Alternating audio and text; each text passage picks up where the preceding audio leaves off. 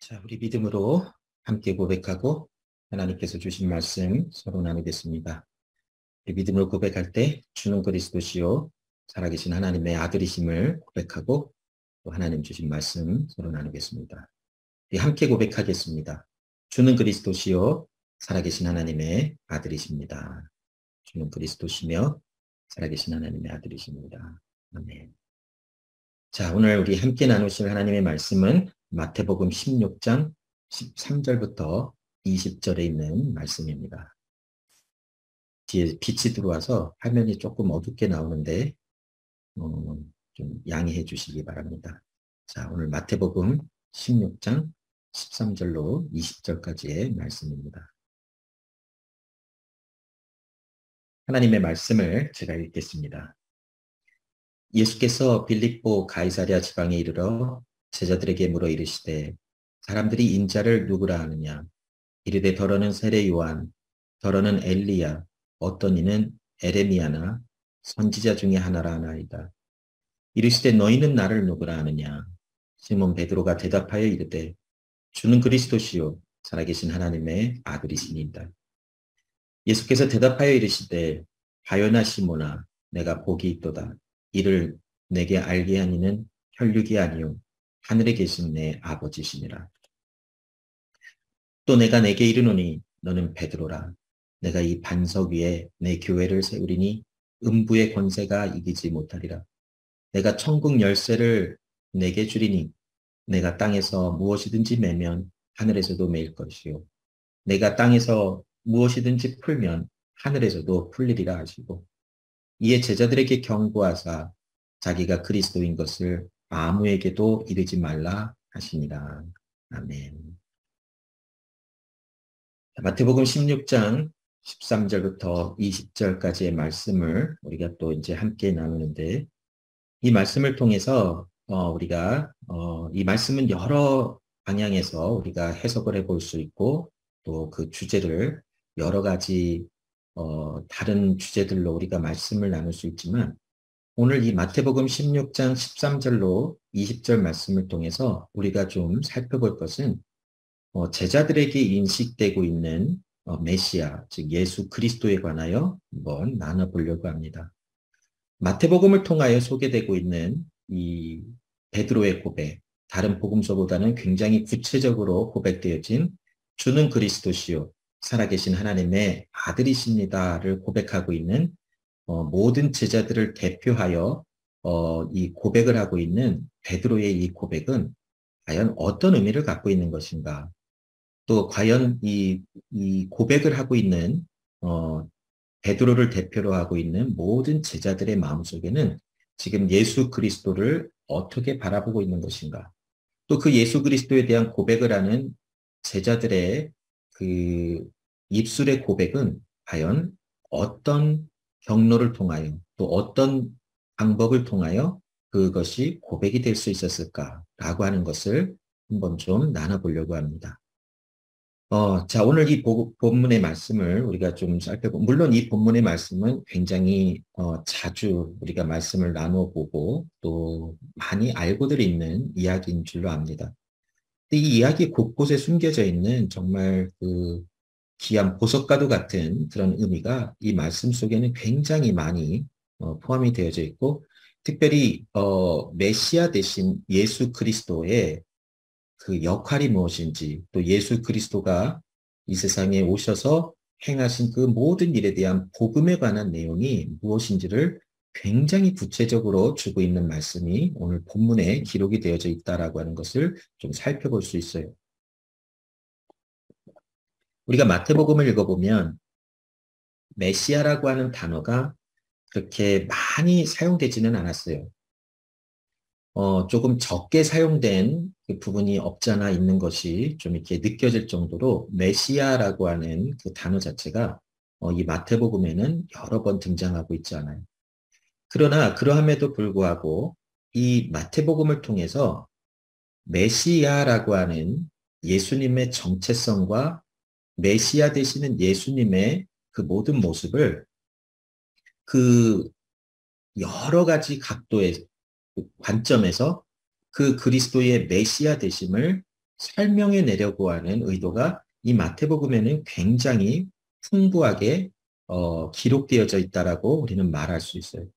비록 메시아라고 하는 단어 자체가 언급되어지는 것이 굉장히 적은 그 숫자에 불과할 수 있지만 마태는 이 마태복음을 통해서 예수가 메시아이시다라는 것을 여러 가지 관점과 여러 가지 상황과 여러 가지 방법으로 그 예수 그리스도가 메시아 되심을 분명하게 밝혀내고 있어요. 자, 이 마태복음에는 예수님이 메시아라고 하는 이 그 정체성, 예수님의 정체성에 대해서 숨기지 않아요. 과감하게 예수님에 대한 예수님의 메시아 되심을 드러내고 그것이 바로 구약 성경에 하나님의 말씀을 통하여 약속으로 주어진 것이 성취가 되었다라고 하는 것까지 연결을 시키며 예수 그리스도, 그가 바로 구약 성경의 여러 선지자들을 통하여 여러 세대에 여러 가지 방법으로 하나님의 말씀하셨던 그 메시아가 바로 예수 그리스도시다라고 하는 이 놀라운 진리와 이 복음에 대한 말씀을 절대로 숨기지 아니하고 마태는 모든 것을 드러내려고 굉장히 힘쓰고 있는 그 글의 모습과 또 글의 내용과 또 그 모든 그 복음서에 관련된 내용이 우리가 볼 수가 있어요. 물론 아까도 말씀드린 것처럼 메시아라고 하는 단어를 많이 언급하지 않았음에도 불구하고 이 예수 그리스도가 약속되어진 오실 그 메시아라고 하는 사실을 굉장히 구체적으로 또 풍성하게 표현해내고 있고 그려내고 있는 것이 마태복음에 기록되어져 있는 것이. 자, 오늘 이 본문의 말씀에 보면 이제 갑자기 빌립보 가이사랴라고 하는 지명의 이름이 나오고 있어요. 여기 지도에 보면 빌립보 가이사랴라고 하는 지방이 어디에 위치하고 있는지를 보여주고 있죠. 저 그 갈릴리 호숫가에서도 조금 위쪽, 북쪽으로 조금 더 올라가야 하는 곳이 바로 빌립보 가이사라라고 하는 지방입니다. 자, 이 가이사 빌립보라고 하는 지역은 예전 단 지파가 그 이제 땅의 분배를 받을 때에 살았던 어떤 그런 구분되어진 어떤 그런 지역에 포함이 되어질 수 있는데 이 가이사 빌립보라고 하는 지역은 그 헤롯 왕의 그 통치와 그 다스림 속에 있기는 있었지만 여기 나타나는 한 가지 특징은 무엇이냐면 이방인들이 굉장히 많이 살았다라는 것이 유대인들보다는 이방인들 또 그 유대인의 관점에서 야만인이라고까지 표현될 수 있는 어떤 그런 질서가 없고 또 하나님을 인정하지 않고 또 하나님과는 굉장히 거리가 먼 듯한 그런 사람들이 살아가고 있는 지역의 특징이 있었다라는 것이죠. 그래서 이 빌립보 가이사라고 하는 지역이 갈릴리에서는 조금 더 북쪽으로 좀 한참 떨어져 있는 지역인데 오늘 본문의 말씀에 보면 예수님께서 제자들과 함께 그 갈릴리 호숫가에서도 굉장히 좀 위쪽에 북쪽에 위치하고 있는 좀 거리가 좀 떨어져 있는 그곳까지 가셔서 제자들과 대화하는 그 장면과 내용이 오늘 본문에 기록된 것이 그 성경 말씀에 찾아볼 때 그 어디에도 예수님께서 제자들과 함께 빌립보 가이사랴 지방에 가신 이유와 목적이 무엇인지를 정확하게 그려내고 있지 않아요. 그리고 예수님께서 제자들과 함께 그 가이사랴 빌립보 지역의 그 로컬 사람들과 컨택이 있어서 그들에게 복음을 전했다라고 하는 그런 기록도 발견할 수가 없어요. 예수님께서 제자들과 함께 굳이 그 갈릴리의 북쪽에 위치하고 있는 그 빌립보 가이사랴 지방까지 왜 가셨는지에 대한 내용은 정확하게 알 수가 없어요. 그러나 오늘 본문만을 우리가 한번 생각을 해보며 예수님께서 제자들과 함께 가이사랴 빌립보 지역에 가신 이유가 무엇인지를 한번 좀 찾아본다면 가장 우리가 좀 이렇게 그 이야기해 볼 수 있는 그런 가장 궁극적인 이유와 목적은 예수님께서 제자들과 함께 그 예수님의 그 정체성에 관해서 예수님에 관하여 예수님은 과연 누구신가라고 하는 것을 조금 정확하게 알려주기 위하여 조금 그 많은 사람들이 찾아오지 않는 곳으로 좀 외딴 곳으로 좀 가신 것이 아닌가라고 한번 추측을 해볼 수 있어요. 가이사랴 빌립보 지역에 다른 어떤 사람들을 만난 것도 아니고 예수님께서 제자들과 함께 대화하는 어떤 그런 내용만이 이곳에 기록이 되어 있다라고 하는 이 복음서, 특별히 마태복음의 기록만을 참고해 본다면 아마도 예수님은 제자들과 조금 더 깊은 내용, 그 예수님의 그 정체성에 대해서 이야기해 보시려고 그것까지 가신 것은 아닌가라고 한번 생각을 해볼 수 있어요. 자, 거기서 예수님께서 제자들에게 두 가지를 질문을 하지요. 사람들은 나를 누구라 하느냐? 그 질문에 제자들이 많은 사람들이 예수님을 선지자 중에 한 명이라, 또 세례 요한이라, 또 엘리야나, 또 에레미야라고 합니다라고 대답을 한 것을 들으시고 예수님께서 즉시 또 제자들에게 그러면 너희는 나를 누구라 하느냐라고 질문을 하죠. 거기서 그 모든 제자들을 대표하는 베드로가 물론 이 말씀에는 베드로 혼자 이것을 고백한 것처럼 보여지지만 실상 우리가 실질적으로 이 문맥을 따라서 또 마태복음 전체의 흐름을 우리가 참고해보고 좀 집중을 해보면 모든 제자들을 대표하여 베드로가 주는 그리스도시며 살아계신 하나님의 아들이시다라는 것을 고백했다라고 우리가 좀 정리를 해볼 수 있어요. 자, 그럼 먼저 우리가 이 예수님의 첫 번째 질문이었던 사람들은 나를 누구라 하느냐라고 하는 것을 좀 한번 살펴볼 거예요. 자, 예수님은 그 많은 사람들 앞이나 제자들에게도 너희는 나를 이렇게 부르라라고 구체적으로 이야기해 주시지는 않으셨어요. 특별히 마태복음 초반에서 중반까지 가는 그런 말씀의 흐름에도 보면 예수님께서 어떠한 그 복음을 증거하러 오셨고 또 그 하나님의 나라에 대하여 설명을 하고 또 행동으로 또 사역을 통해서 많은 병든 자를 고쳐주시고 죽은 자를 살려내시고 귀신 들린 자들을 온전케 하시는 사역을 하셨지만 그 많은 사람들에게 내가 메시아다 아니면 내가 뭐 하나님의 아들이라라고 하는 구체적인 어떤 예수님의 정체성과 관련된 타이틀을 가르쳐 주고 계시지는 않으셨어요. 그리고 제자들이나 많은 사람들이 예수님이 이런 분이실 것이다라고 어떤 잠정적인 결론을 내리는 것을 그냥 두신 것처럼 표현이 되고 있어요. 자, 이 마태복음 7장 28절로 29절에 보면 왜 사람들이 예수님을 선지자 중에 한 사람이라라고 아니면 또 메시아라라고 이렇게 잠정적인 결론을 내고 있는지에 대한 그 이유가 등장을 하고 있어요. 여기 말씀해 보면 예수께서 이 말씀을 마치심에 무리들이 그의 가르치심에 놀라니 이는 그 가르치시는 것이 권위 있는 자와 같고 그들의 서기관들과 같이 아니함일러라. 또 9장 8절에 보면 무리가 보고 두려워하여 이런 권능을 사람에게 주신 하나님께 영광을 돌리리라. 예수님께서 유대인의 그 회당에 들어가셔서 하나님의 말씀을 가르치시고 또 하나님의 말씀을 선포할 때 그곳에서 많은 사람들이 그 말씀을 들어보고 이 말씀에는 권위가 있다. 어떤 힘과 능력이 있다라는 것을 느꼈지. 또 마태복음 9장 8절에 보면 예수님께서 병든 자들을 고쳐주시는 그 모습을 보고 예수님께로부터 치료하시는 능력, 또 죄를 사하시는 어떤 그런 선포를 그 사람들이 듣고 또 그 병이 고침을 받고 걷지 못하는 사람이 일어나서 걸어가는 그 모든 장면을 보고 이러한 권능이 하나님께로부터 이 예수라고 하는 이 사람에게 임하였다라는 것을 보고 두려워하였다라고 설명을 하고 있어요.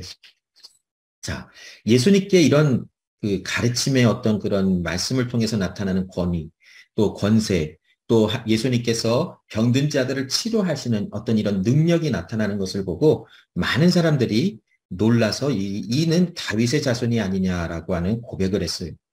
자, 여기 다윗의 자손이 아니냐라고 하는 이 고백에는 어떤 의미가 담겨 있는지를 우리가 좀 살펴볼 필요성이 있는데 많은 사람들이 다윗의 자손이라라고 예수님을 이렇게 예수님에 대한 그 정체성에 대해서 잠정적으로 결론을 내리고 있어요.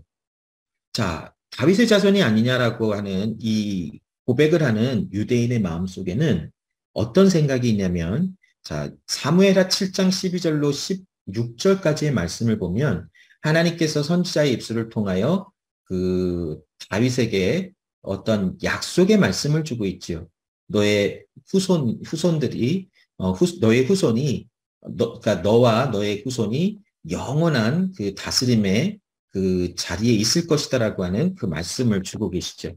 정확한 말씀의 그 표현을 보기 위해서 사무엘하 7장 12절부터 16절을 제가 한번 읽어볼게요.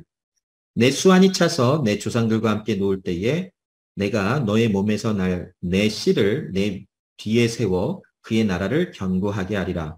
그는 내 이름을 위하여 집을 건축할 것이요 나는 그의 나라 왕위를 영원히 견고케 하리라. 나는 그에게 아버지가 되고 그는 내게 아들이 되리니 그가 만일 죄를 범하면 내가 사람의 매와 인생의 채찍으로 징계하려니와 내가 너의 앞에서 물러가게 한 사울에게서 내 은총을 빼앗은 것처럼 그에게서 빼앗지는 아니하리라. 너의 집과 너의 나라가 내 앞에서 영원히 보존되고 너의 왕위가 영원히 견고하리라 하셨다라. 라고 하는 말씀이 선지자 입술을 통하여 다윗 왕에게 선포가 되고 전달이 되죠.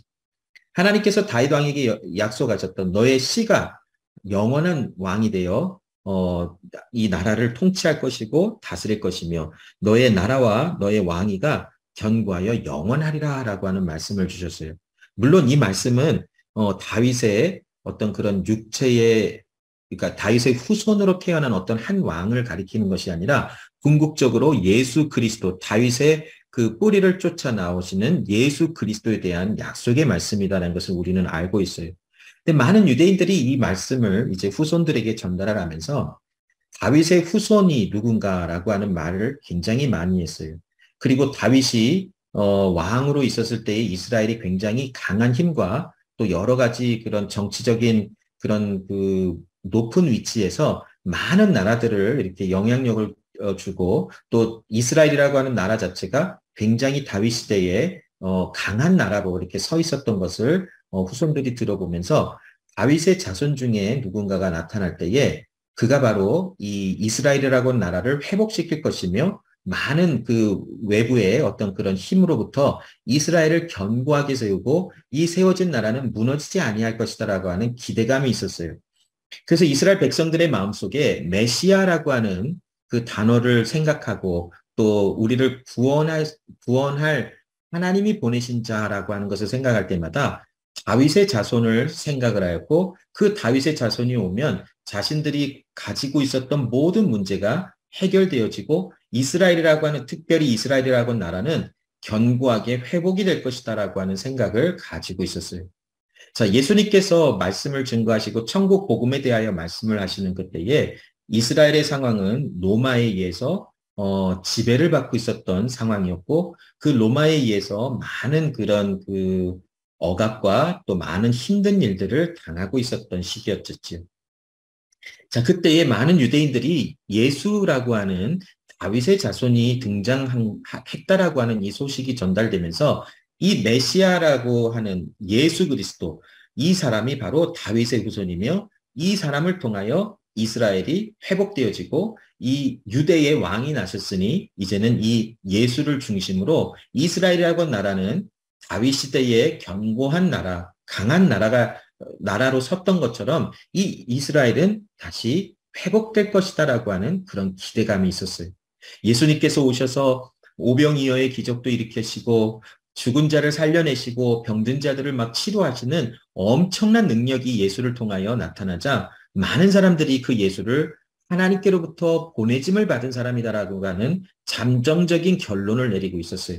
그리고서는 그 예수님을 바라보면서 이 사람이 바로 다윗의 자손이라 하나님께서 다윗 왕에게 말씀하셨던 사무엘하 7장에 나와 있는 그 말씀이 가리키고 있는 자가 바로 이 예수라고 하는 사람이다라고 하는 그런 생각을 가지고 다윗의 자손이다라고 하는 이름을 이제 타이틀을 붙여서 예수님을 부르기 시작했다라는 것이.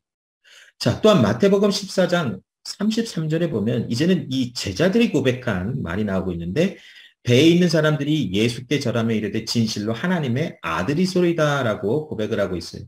예수님께서 성난 파도를 멈추시고 바람을 멈추시고 강하게 불고 있는 어떤 그런 파도와 바람을 잠잠케 하시는 어떤 그런 광경을 보며 예수님을 진정 하나님의 아들이라라고 고백하고 있는 제자들의 모습을 좀 볼 수 있는 것이, 자, 이처럼 제자들은 예수님의 어떤 특별한 능력, 굉장한 어떤 그런 권위와 권세와 능력이 있는 것을 보고 그 예수님과 함께 많은 시간을 보내고 있었던 제자들도 예수님을 이제는 다윗의 자손을 넘어 하나님의 아들이라라고까지 고백하고 있는 그런 모습을, 고백을 우리가 볼 수 있어요. 자, 그러면 이 오늘 본문의 말씀은 우리에게 어떤 것에 지금 집중을 하게 하냐면 과연 예수는 누구신가라고 하는 것을 집중하게 하는 어떤 그런 방향성을 가지고 우리에게 말씀이 기록되어져 전달되고 있음을 우리는 좀 볼 수가 있어야 되겠지.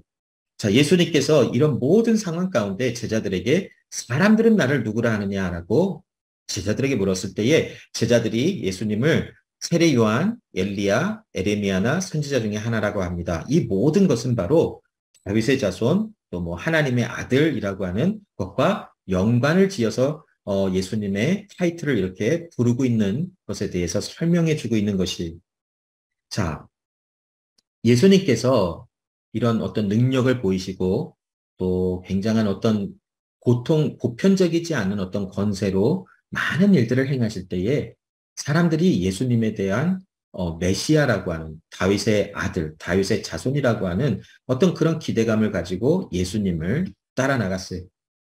자, 예수님이 이제는 제자들에게 너희는 나를 누구라 하느냐? 그때 시몬 베드로가 주는 그리스도시요 살아계신 하나님의 아들이십니다. 자, 주는 그리스도다.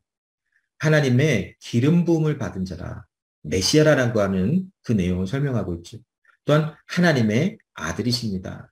하나님께로부터 보냄을 받고 하나님의 일을 감당하시는 살아계신 하나님의 보내심을 받은 사람입니다.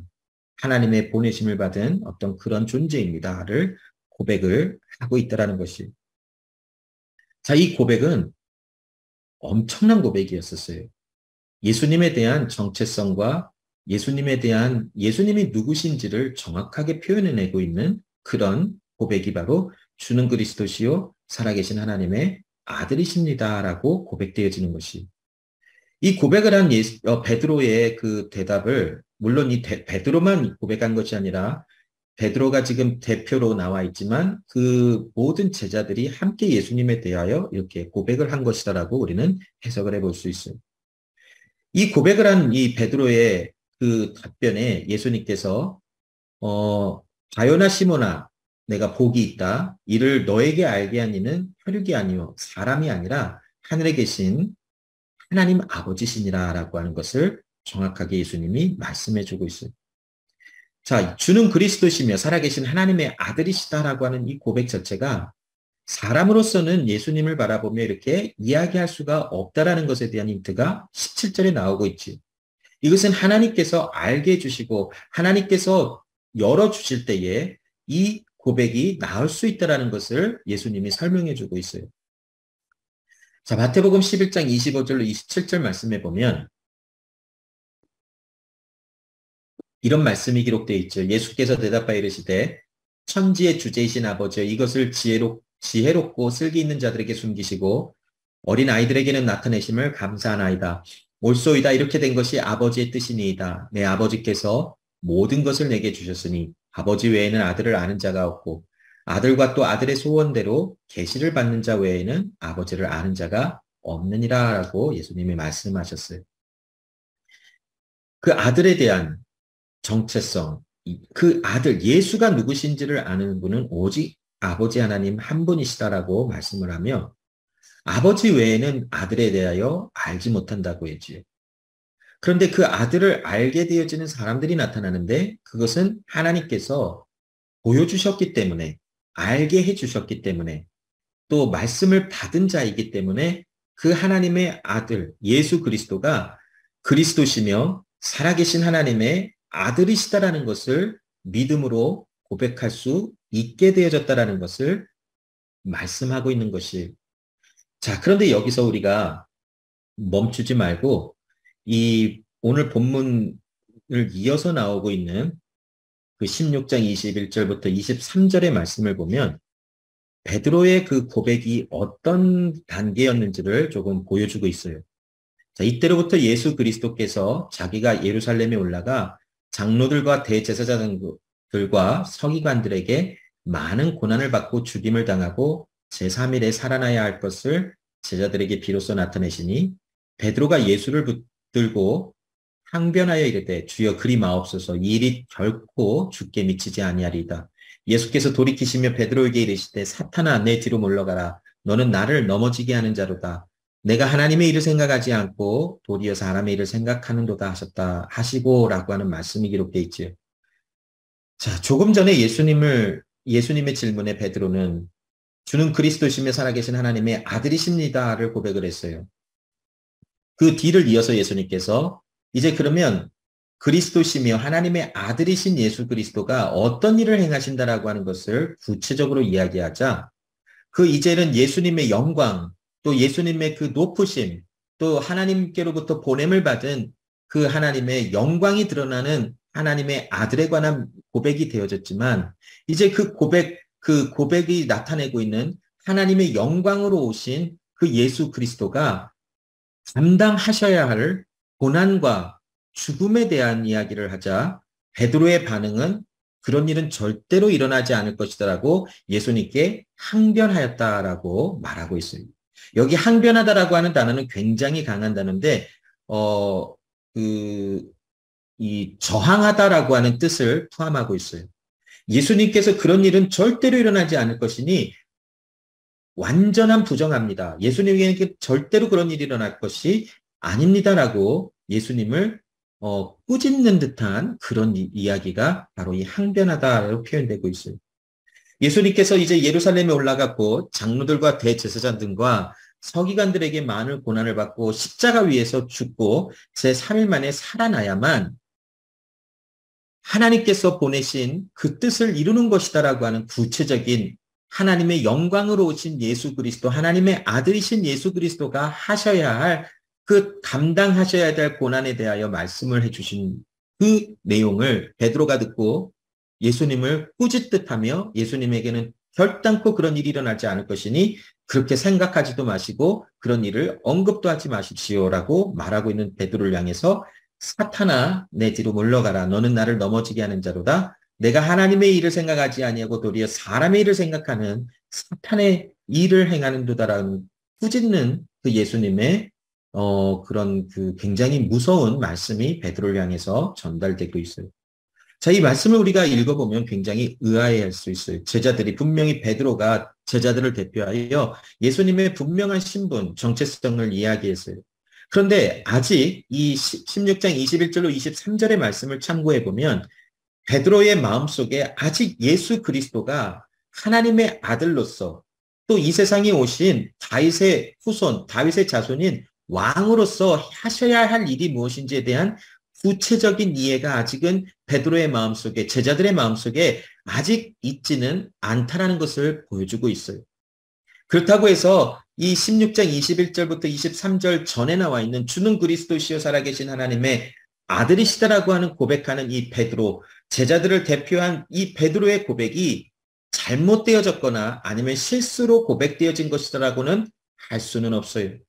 분명히 예수님께서 베드로에게 이것을 알게 하신 이는 혈육이 아니라 하늘에 계신 아버지 하나님께로부터이다라고 하는 것을 분명히 알게 해주셨어요.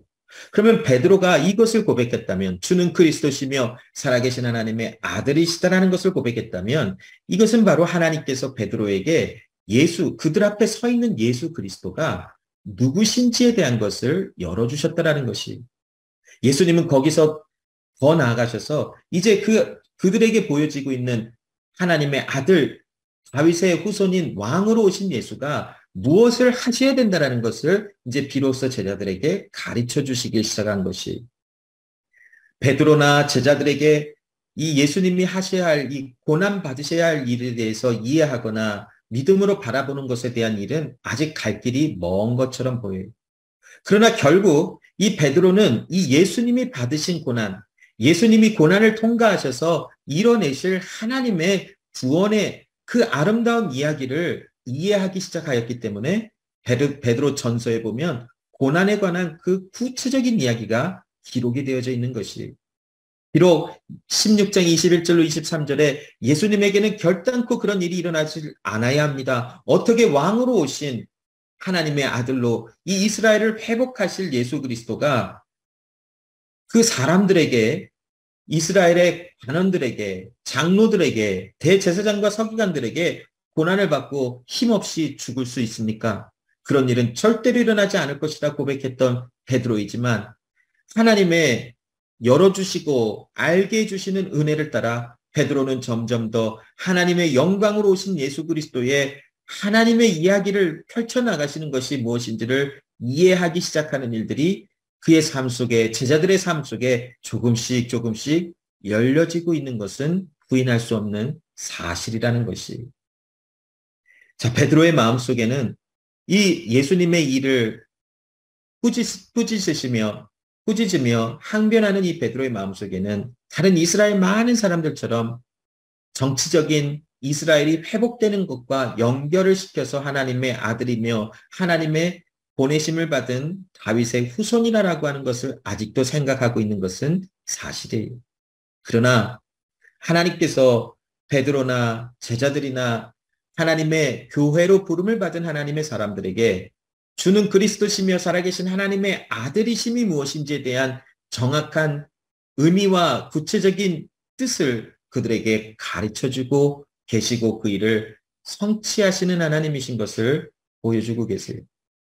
18절에 보면 내가 너에게 이르노니 너는 베드로라. 내가 이 반석 위에 내 교회를 세우리니 음부의 권세가 이기지 못하리라 라고 말씀을 해주시고 계시는 이런 내용을 볼 때에 비록 아직 예수님이 하나님의 아들로서 행하시며 그 하나님의 일을 행하시는 모습을 구체적으로 이해하지 못하고 있는 아직 갈 길이 먼 것 같은 베드로와 제자들의 그들을 향하여 예수 그리스도는 하나님이 행하실 그 일에 대한 약속의 말씀을 또한 선포하고 있는 18절에 19절의 말씀의 내용을 볼 수가 있는 것이, 여기 보면 반석이라고 하는 단어, 또 교회, 음부의 권세라고 하는 단어가 표현이 18절에 나오지.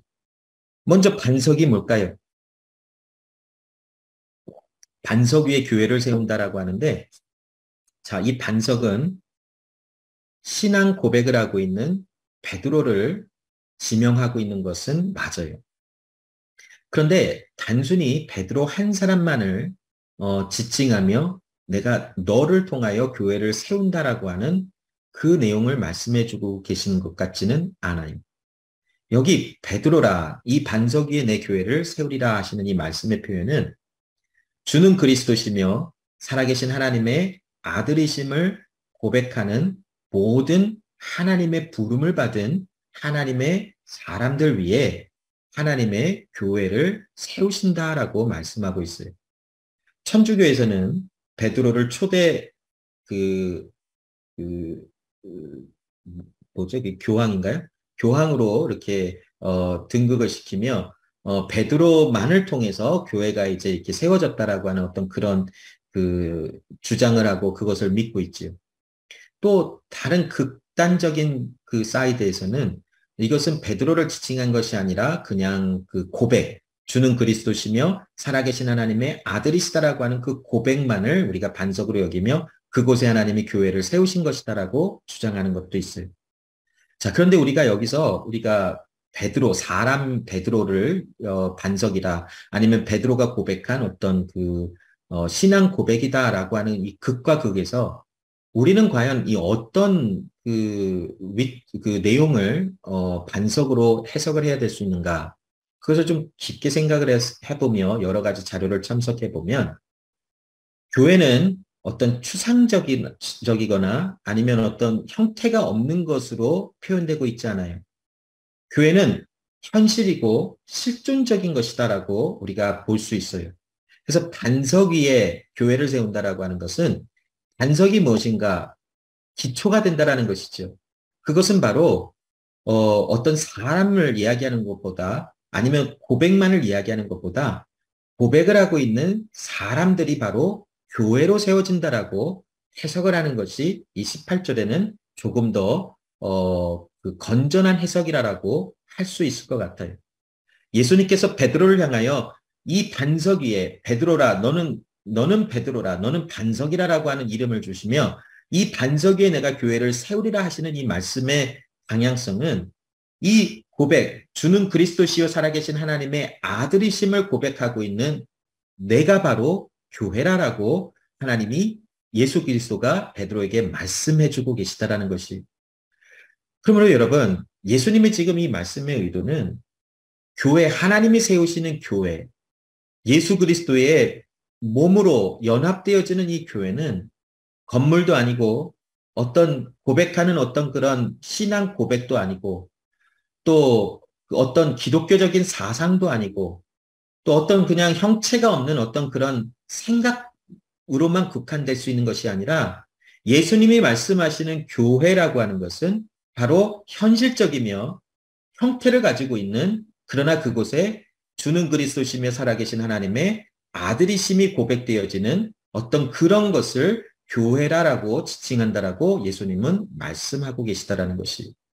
바로 지금 제자들에게 메시아이심이 인지되어지고 또 드러나고 있는 이 상황을 통해서 예수님은 그 예수님을 믿고 바라보며 예수님을 바라보며 신앙 고백을 믿음의 고백을 하고 있는 그 사람들을 통하여 교회가 세워지리라라고 말씀하고 있는 것이. 그러므로 여러분 베드로가 지금 모든 이 믿음의 고백하는 사람들을 대표로 하여 주는 그리스도시며 살아계신 하나님의 아들이심을 고백하는 이 고백 위에 예수 그리스도는 교회가 세워지리라라고 말씀하실 때에 우리가 이것을 잘 살펴보면 비록 교회로 부름을 받은 우리 한 사람 한 사람이 처음에는 예수 주는 그리스도시며 살아계신 하나님의 아들이시다라고 하는 고백을 하는 가운데 있다 할지라도 그 예수 그리스도를 통하여 무엇을 하시는지 정확하게 이해하지 못하는 상황에 있다 할지라도 하나님의 약속은 무엇이냐면 그 믿음의 고백이 선포되어지는 그 사람들마다 하나님께서 교회로 세워주시라라고 하는 하나님의 약속의 말씀을 주고 계신다라는 것이. 음부의 권세가 그 교회를 이기지 못한다라고요. 음부의 권세라고 하는 것은 죽음의 권세라고 우리가 표현할 수 있어요. 하나님이 세우신 믿음의 고백 위에 세워진 믿음의 고백을 하고 있는 그 사람들을 교회로 하나님이 세워주시며 더 이상 사망과 죽음이 그들을 컨트롤하거나 이기지 못하는 그 일을 하나님이 행하신다라는 거예요. 결국 우리에게 새 생명을 주셔서 우리를 구원받은 하나님의 사람으로 세우셨다. 그러므로 다시는 죄와 사망이 우리가 죄와 사망의 종로로 타지 못하게 하시리라고 하시는 하나님의 말씀이 선포되고 있는 것이. 여기에 내가 천국 열쇠를 내게 주리니 내가 땅에서 무엇이든지 매면 하늘에서도 매일 것이며 내가 땅에서도 무엇이든지 풀면 하늘에서도 풀리리라라고 말씀하고 계세요. 과연 믿음의 반석, 믿음의 고백 위에 세워진 이 교회를 향하여 주신 천국 열쇠가 과연 뭘까요? 이 열쇠로 땅에서 매면 하늘에서도 매이며 땅에서 풀면 하늘에서도 풀리리라 하고 하시는 이 천국 열쇠가 과연 무엇일까? 교회에 주어진 천국 열쇠가 무엇일까? 예수가 메시아이심을 인지하고 있는, 이제 인지되고 있는 하나님이 그 내용을 열어서 알게 해주신 믿음에 고백하는 이 사람들에게 주신 천국 열쇠가 과연 무엇인가라는 것이. 과연 이것이 무엇이기에 땅에서 매면 하늘에서도 매이고 땅에서 풀면 하늘에서도 풀리는 엄청난 일이 열어진다라는 것인가? 천국 열쇠는 바로 권세를 이야기하고 있습니다. 구체적으로 어떤 권세인가? 바로 예수 이름의 권세라는 것이. 이해를 돕기 위해서 마태복음 18장 17절 말씀부터 좀 읽어보면 이런 말씀이 있어요. 18절 말씀에 보면 진실로 너희에게 이르노니 무엇이든지 너희가 땅에서 매면 하늘에서도 매일 것이요 무엇이든지 땅에서 풀면 하늘에서도 풀리리라. 진실로 다시 너희에게 이르노니 너희 중에 두 사람이 땅에서 합심하여 무엇이든지 구하면 하늘에 계신 내 아버지께서 그들을 위하여 이루게 하시리라. 두세 사람이 내 이름으로 모인 곳에는 나도 그들 중에 있느니라. 즉, 이 천국 열쇠는 권세를 뜻하고 있는데 무슨 권세인가? 바로 예수 이름의 권세라는 것이. 그러면 여러분, 우리가 여기서 생각해 보는 것은, 그러면 우리가 이곳에서 기도함으로 무엇인가를 열어주면 하늘에서도 열려서 그것이 확정이 되어지고 풀어진다라고 하는 어떤 그런 생각. 또 반대로 우리가 이 땅에서 뭔가 기도를 하며 무엇인가를 막아버리면 하늘에서도 그것이 막아지는 결과가 일어난다라고 해석을 할 수 있지만, 그러나 19절은 그런 내용을 가르쳐 주고 있지 않아요.